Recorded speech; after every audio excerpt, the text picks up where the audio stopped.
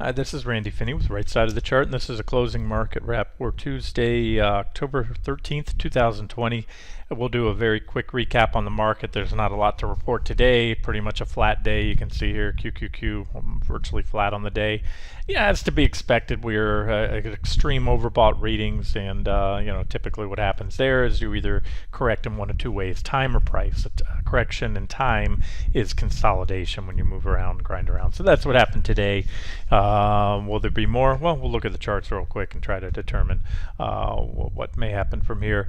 But the bigger picture to recap is, the big divergent low that was put in recently has played out for a breakout above the recent trading range. Turn off all the lines. That's the trading range that I've been talking on for weeks. Now, I did say repeatedly when we were in this trading range that the definitive break above or below the range, I may have come in a little high there on that draw. Definitive break above or below the range would most likely determine the next tradable trend. And to a large extent, well, it's been true so far. That's been about a 6% rally in the NASDAQ 100 futures, better than a 5.5% rally in QQQ since the breakout. So that was certainly a tradable trend. There may be more. Remember, it was a very impulsive breakout. Everything you wanted to see in a breakout. Once we broke out, impulsive buying followed by a gap up, more buying, and so far it hasn't looked back. So maybe a little bull flag there. But listen, as we're getting very close to the election now, just over 3 weeks away. Like I said, I'm anything regarding the equity markets, I expect a lot of volatility, and that it can go either way. It can go to the upside, but it can also go to the downside. So, my preference is to keep things light. It's almost a gamble. The headlines are going to come out. Positive talks on the next stimulus plan, negative, then followed by negative news. You're going to get whipsawed around. That's what we've seen recently. I mean, that was last big drop. Trump said no more talking about the stimulus plan, no more negotiating until after the elections. Focus on confirmation of our Supreme Justice nomination, Amy, whatever Barrett, whatever her name is, and so back and forth, and then positive news, and ultimately a breakout. So at the end of the day, the markets have been whippy, and we broke out. So say what you want, and that's I talk a lot about what I think may happen, volatility increasing, whipsaws increasing before the elections, but on face value, if we're just looking at the technicals, that is an unmistakable breakout. It was impulsive, everything we wanted to see, and we're well above it. So where do we go from here? Well, if we pull back, and again, take everything that I'm saying with a little bit of grain of salt because of the volatility I expect coming up as we approach election day, and of course thereafter, right after. But pull back all the way to back test the top of the range. That would be an objective long entry, and of course there's a big old gap to be backfilled. So if you're looking to add to long positions, even if you're looking to cover shorts, if you got trapped in the breakout and you didn't expect it to go up as fast as it did, these are potential pullback targets. Top of the gap would be a natural support level, whatever that number is, right over here, about 290. The bottom of the gap would be your next support level, and then of course the top of the recent trading range. So those are your three potential pullback targets for NQ and QQQ, I should say, both of those. And again, go off these extreme overbought readings. Sometimes it's one and done tag, and then sometimes you have an overbought reading followed by another lower overbought reading that gives you negative divergence as we had at that high. But back then we had a clear sell signal, very clear, nice clean uptrend line, and so that was a clear sell signal. Right now we broke out, and there's nothing really to give us a sell signal. We have overbought conditions, but as I say, overbought conditions are not sell signals in themselves. So to me, the near-term outlook is a little bit obscure, and as I said, I believe yesterday or the day before, whereas this for weeks I was saying this would determine the next tradable trend. Again, I'm taking it with a grain of salt right now because the elections. I think I think it's hard to argue. Anyone would find it hard to argue that although in recent years, for a while now, we've been seeing that polarization between the two parties, but we're at such extremes right now, and that's where I think with both the political beliefs of both parties and the candidates, as well as the policies. So take of it what you will, but I think if you're risk adverse, or if you like sure things, this is not the time to be aggressively going long or short the markets. There's nothing wrong with sitting back for a few weeks, and I'm struggling right now. I'm looking, I just want you to know, looking for additional trade ideas, additional sectors, commodities. I will do an update on commodities. A lot of those ag commodities, they've done very well, but some of those are at resistance. We have some divergences, so just as I cooled off on the coal stocks a couple weeks ago when many of those had hit some of the uppermost targets, same thing right now in the commodities for the most part, and I'm generally speaking, but those are some of the things, if we can get some select opportunities like coffee I highlighted the other day, that really aren't going to be impacted. Coffee is probably not going to be phased one way or the other who gets voted into office.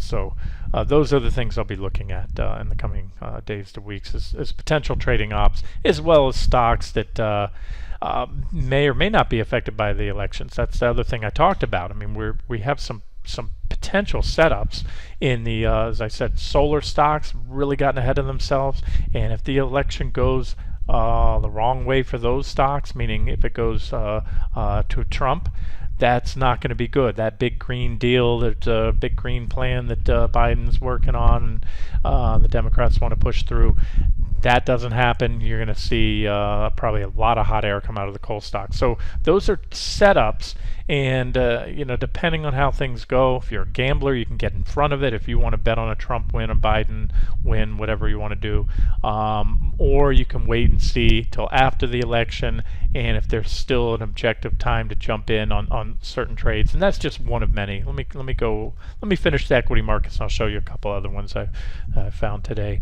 All right, I want to show you the let's go back, turn all the lines on QQQ. Again, you can see the recent consolidation today. A little bearish PPO crossover on the 60-minute chart as well. High-level crossover, call that. And we're above the zero line. There's those bearish crossovers are usually followed by corrections. There was one above the zero line that led to that. There was a bearish crossover there, led to that. Well, before all said and done was all that.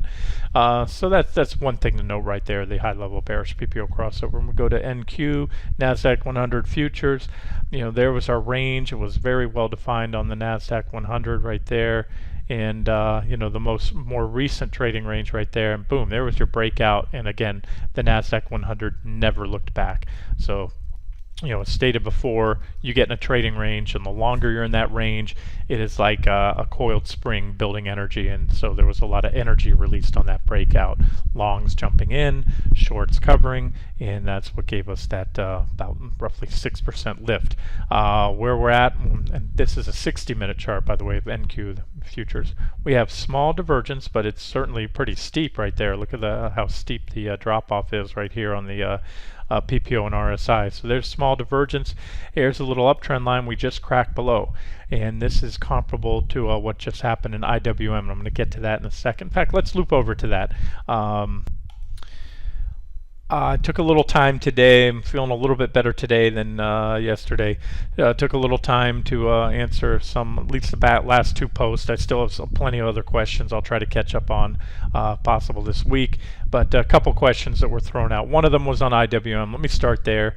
And the question was, Randy, thanks. When you have time, share your thoughts on IWM. Because I mentioned recently I thought it had more downside potential for various reasons. And so here's my answer. And again, you can go to the home page. That was the last post made before this video, and then mid-session technical analysis. And I go on to say, look, anything's possible. Elections are coming up. Things are going to go one way or the other. But first and foremost, you have to recognize the breakout in the NASDAQ 100 as well as SPY. Remember, SPY also took out those comparable high end of the trading range I talked about. So you have to take those on face value. As of now, they're breakouts, and they're not just breakouts. They were impulsive breakouts. So that flips the the near-term outlook, again, stripping away everything that may or may not happen with the elections. Maybe everything's bullish leading up to and after the elections. Who knows? Maybe there's no corrections. So I think there will be. But if you want to just trade the charts as a purist, you got to say, look, the large caps just broke out. That doesn't mean the small caps can't drop, but it definitely gives them a headwind. In other words, it's going to make, or for a short trade that is, on IWM. So with that being said, strip out everything else and let's look at the IWM. I posted this chart here, and that's it. We had here, I'll give you the updated chart. It's not going to look much different. That was earlier today. IWM on the 60-minute time frame. This is it right here. Line should populate in a second. So we had this 60-minute rising wedge pattern right there with that minor uptrend line. You had a divergent higher right there. There's your negative divergence. And you had a breakdown. And we've moved lower since. Hardly. And again, I think this is a lot to do with the large caps holding up and consolidating today. Small caps were down today, but 0.78% drop isn't much on IWM. They tend to be more volatile than the large caps. Either way, so I want to say that is an objective short entry in a vacuum, but if you're taking into account the what's going on the the recent breakout in the large caps. Now, if the large caps correct, come back in. Like I said, they're very overbought. We had a heck of a run.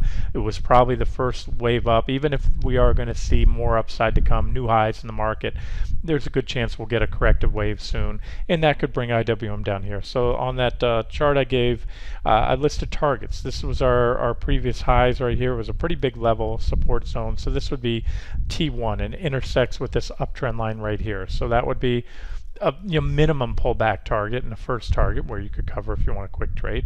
Now, if that breaks, that's going to open the door to more downside, and that would be, at this point in time, let's just say maybe down here to 152.12, but the next target would be 156.23. So that's what IWM looks like. Again, from a technical perspective, just looking at IWM, I can make a case to make an objective short entry, but again, that trade can't say it with the highest degree of confidence based on what's gone on with the large caps recently. Here's what it looks like for you futures traders.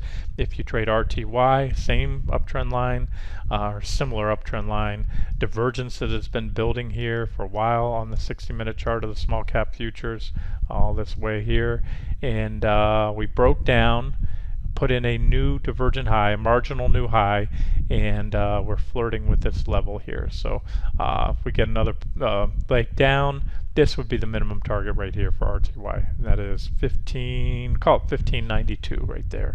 And if that's all you're targeting, then you want a relatively tight stop. If you think this is it, because I made a case on longer term charts that maybe some major resistance on IWM. If you're going for these larger targets, you could use a wider stop. One other thing that I put in there, I think I put it in this reply here, is that if I didn't do it, I'll have to read through all this. Keep this in mind too. If you're bullish or bearish heading into the elections, over the next, let's say, month or so, we have up to the elections, and then post-election volatility is likely as well. If you're a typical swing trader, you probably need to use unusually large stops, and you might not be comfortable with that, but what I'm getting at is, let's say you pick the right trend over the next next month or two here, whether that trend is bullish or bearish. It's doubtful, anything's possible, but I doubt it's going to be straight down or straight up. You're probably going to have some pretty big counter trend rips and dips along the way as volatility spikes up over the next few weeks, would be my guess. And as such, you're likely to get stopped out even if you get the the ultimate call right on where the market's going, or IWM, because of the volatility. That's what I think is going to happen. And so I've seen periods that are more conducive to trading than right now. And again, there's other opportunities. I talk about the broad markets a lot, but they're only one little piece of the pie when it comes to trading. There's many other things out there, many other asset classes, many other sectors, individual stocks that all march to their own drumbeat, and that's all part of trading and investing. Is diversify, don't put all your eggs in one basket. So those are my thoughts on the market.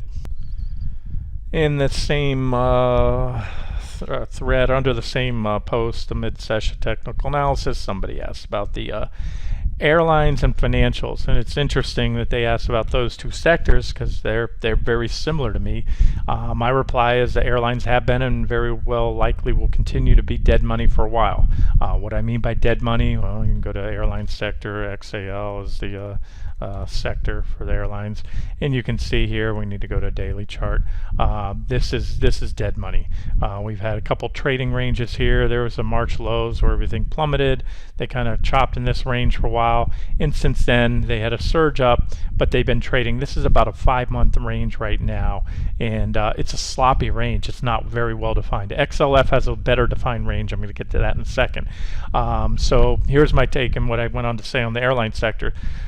First of all, I don't see a lot in this chart. If I have an opinion on a stock or a chart, I will tell you. But I can't. Every chart I look at, I don't always see something that stands out. I don't see clear uptrend or downtrend lines or bullish or bearish patterns or price, horizontal price and support and resistance levels. What I see now is a choppy, directionless range right now on the airlines. We know what's going on fundamentally. I don't have to talk about that. And I also think it's a gamble to be positioned in, let's say you're longer term bullish or bearish, to be long or short on these. Why? Because they're talking, the airlines they're telling the government that they need another big bailout package. How long are we going to have to continue to bail out with taxpayer money? So the big question is, A, will they get a package, another bailout? If so, how big will it be? And so that's a wild card. Your guess is as good as mine. And when it's announced, there's going to be news, headlines, talks of it. Until it's finalized, that'll be in the next, stimulus package, I imagine. So until then, just like the financials, there's trading ops. If I draw an uptrend line here, I don't have one here yet. You can look at things. That was a clean uptrend line, so there was an objective short entry. And so just like in that reply, I went on to say with XLF more so, but including these, I think in the coming really foreseeable future, for months out, I think they're probably going to continue to be dead money and only trading ops, so really not good for an investor or trend trader. Active traders can swing trade or actively trade XLF. Let's look at that real quick. The chart that I posted was right here. This is what I posted under that same post. Okay, same story with XLF, the financials. They were, everything, price for death leading into the March lows, had a recovery, but this now has been a 5-month trading range. Again, a little better defined. If you exclude this little spike high right here, 2 days we were outside that range, you take away those two candles, you have, about 3 distinct reactions at the top and plenty of reactions down at the bottom. Close enough right there. So here's a trading range. Again, they've been dead money. They're going sideways. This is nearly 5 months. I think they're going to be dead money for quite a while to come. In that reply, I mentioned Google the terms, throw in the terms zombie banks,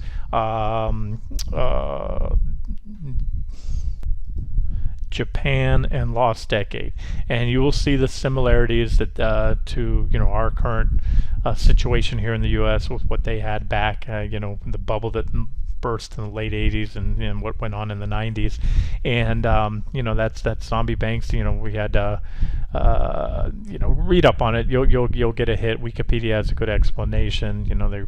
The banks and the government were bailing out. The banks were being bailed out, and corporations were being bailed out, but it was stagnant. They were called zombie banks, zombie corporations. They had the same thing in zero interest rate policies, which Japan reacted to when their credit bubble burst, and just as we are now. So the Fed has pledged to keep rates on the floor, meaning at zero, for the foreseeable future. They've already made that clear. That's not good for banks. Banks don't do well in a zero rate environment. So I think they're dead money for quite a while. Now, with that being said, that's, if you're thinking of buying JP Morgan Chase or Citibank or anything else, or XLF, but there's certainly trading ops. So an active trader can watch and see, for example, where you're trading ops. Well, exit your longs or go short towards the top of the range, and cover shorts and or go long at the bottom of the range. That's one thing, as long as that range is intact.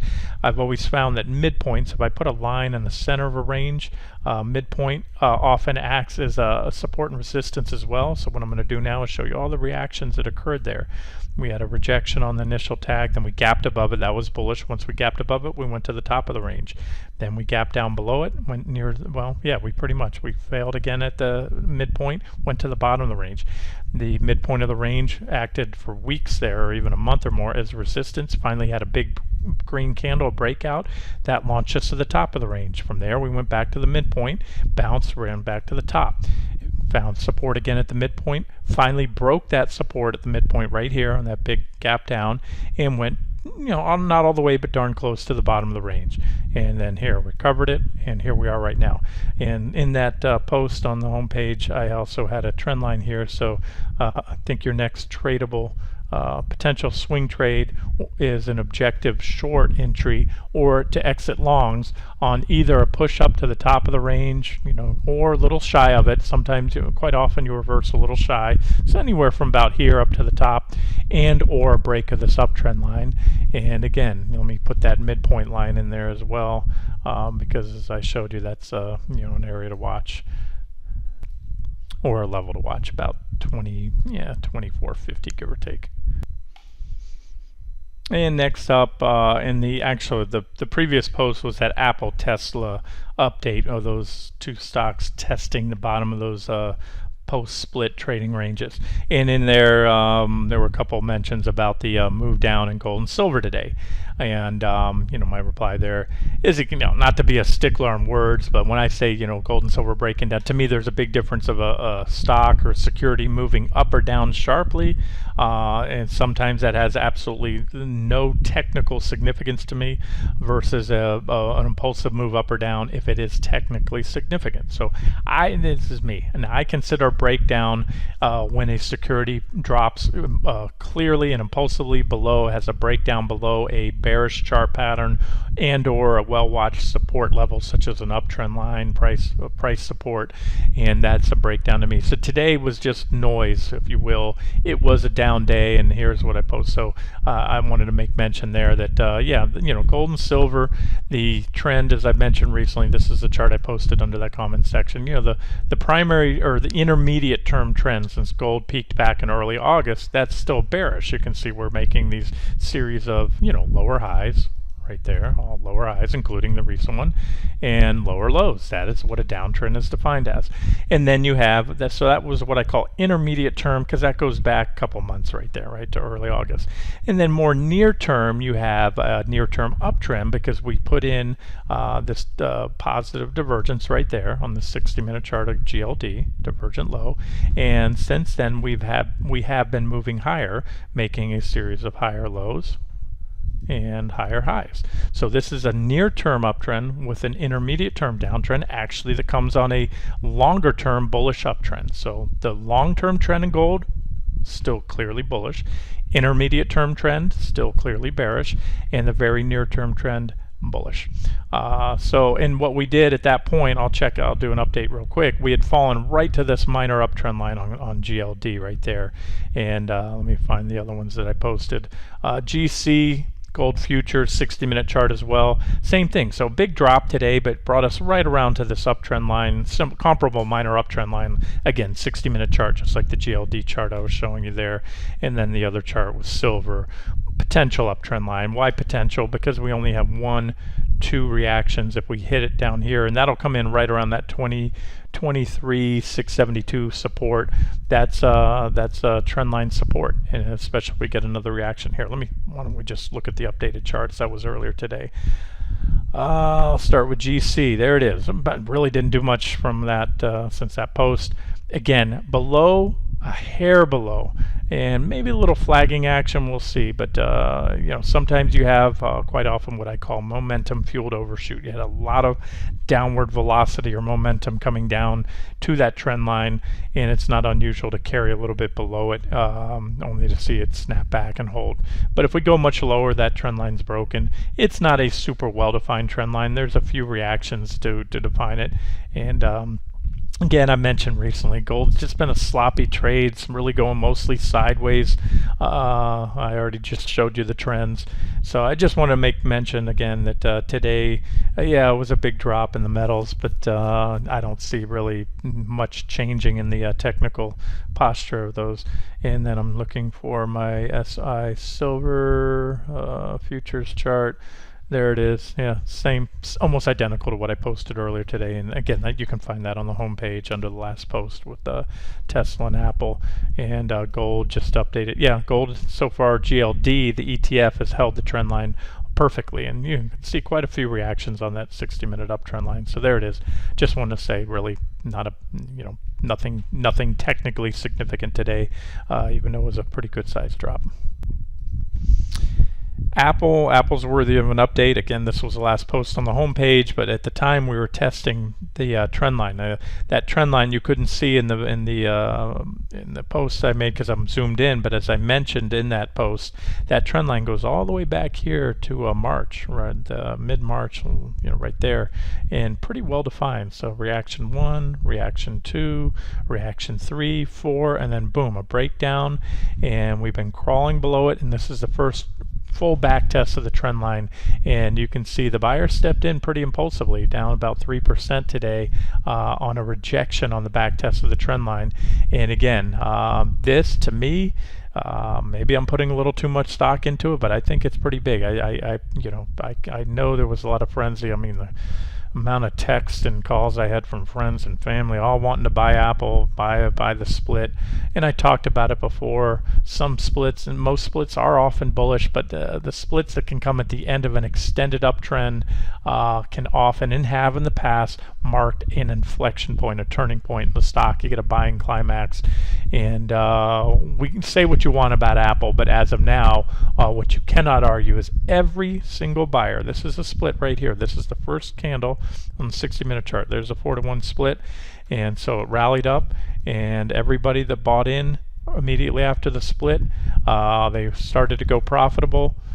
Then the stock dropped, and then it fell below the split, the post-split level right there, and so everyone's been underwater. They went underwater by a good amount there. They've come back close to, but not break even. So those that bought at the very lows came close to break even today, but everybody's still underwater. And so it's just a matter of, are those that bought into that level, are they going to be wanting to get out as soon as their positions break even or come close to it? Who knows? Well, we can see on Tesla there's been a pattern so far that's been the case. Now, like I said before, and I'll say it again, if Apple and Tesla punch through those ranges, that's going to be nothing but bullish. It's going to reward all those that held and wrote it out. There's the post split right there, 5-to-1 split in Tesla, rallied up. Everybody was happy at first, buying, split with both fists. Quick reversal, and Tesla got hammered on the split, had a big drop. And again, every time we get up to that split range, the sellers have stepped in so far. Will that be the case again? Don't know, but I know there's a couple trend lines below right here to watch, and I think a big level around 33. So keep it simple. This would be bullish, break out above that range, break down below those trend lines, especially another impulsive rejection, or selling off that level, and then again 333. But there's a lot between here and here, so let's just watch near term what happens. Let's see if these guys can get in that range and start to backfill it, and if they do, and they get closer to the top, the closer to the top they get, the more it's going to increase the odds that they're going to do there, a bunch above, because more and more people will have become back profitable again or break even. Here's another one that I picked up today, going through. I went through quite a bit of watch list stocks, looking for trade ideas. It's slim pickings out there right now, but this one stands out. Pacific Ethanol. We've traded this one in the past, almost always for double-digit gains on all the trades. that we've had on this one, but just one heck of a run up since the March lows, and even lately just continues to go. I have to imagine that's due to Biden leading the polls and the green energy plan and all that, as the name implies, Pacific Ethanol, and again. It's a matter of how much of this run off the bottom. The dump down was a little overdone. I'll give you that with COVID, but from there, this thing's rallied 4,000%. It is extremely overbought, or was recently at this point. I mean, it has sharp negative divergences right now, and there's a little wedge. So if you're looking for a short setup, and again, I would not be surprised if you get a Biden win. And again, it's also we're going to have a Democratic or Republican-led Congress. We'll see what happens. A lot can and will happen over the next few weeks with the elections, but I wouldn't be surprised if you get a buy the rumor, sell the news deal in a lot of these stocks. These so-called green, and I wouldn't even I guess one's being treated like a green stock. I have my thoughts on ethanol, as I think some others do. Bad idea, anyways. But you can see it's run up and it's set up for a nice pullback. So I have to imagine we get a break of this trend line. Any sell signals that we get or buy signals before the elections on stocks like this, have a higher chance of proving to be a whipsaw signal. My job is to point out these trade setups. Your job is to take the ones you like, pass on the ones that you don't. And again, I just wanted to kind of throw out my thoughts that whipsaws are probably going to be increasing over the next few weeks. And doesn't mean that some trades won't work out, but just want to throw that out to you guys. And then how to trade them. Stops are a must. I mean, they're always a must. And whether you want to widen your stops to try to account for the extra volatility or not, again, completely up to you. Depends on your trading style. Okay, that's it. We'll wrap it up here, and tomorrow I'll probably maybe do an update on the commodities, various commodities, all the ag commodities, oil, natural gas, and everything else. We'll wrap it up here. This has been Randy Finney with Right Side of the Chart. Have a great evening.